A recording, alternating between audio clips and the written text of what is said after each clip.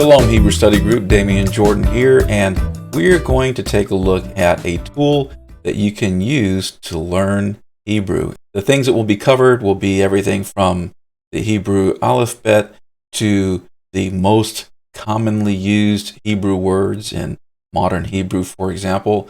I'm going to start off by clicking on the button to get started, so you can just click there to practice. And as you can see right here, you've got the first question: how is the Hebrew letter Yod pronounced? Y as in yes. So you get this pleasant chime, and then we can continue on to the next question. We'll click here, and now you see translate. Okay. So what we're going to do here is we're going to respond to the question and translate this. What does this mean? Okay. Does it mean why? When? Does it mean how many? Or where? Okay, this actually means how many, but we're going to click on a wrong answer. Let's say we think it means when. We'll click on when.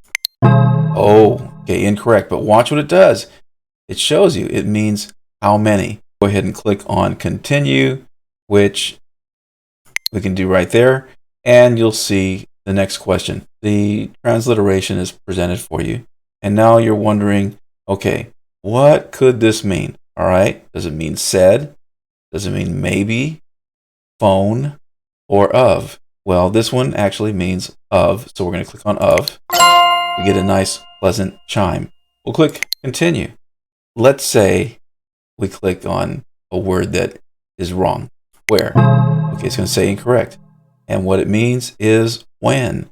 It gives you a couple seconds intentionally before it even presents the continue button.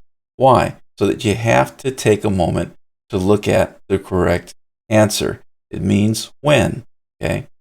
Now we continue, and so on and so forth, and you can just practice as much as you want to practice. All right. So enjoy this. Once again, Damian Jordan for Hebrew Study Group. Thanks for watching.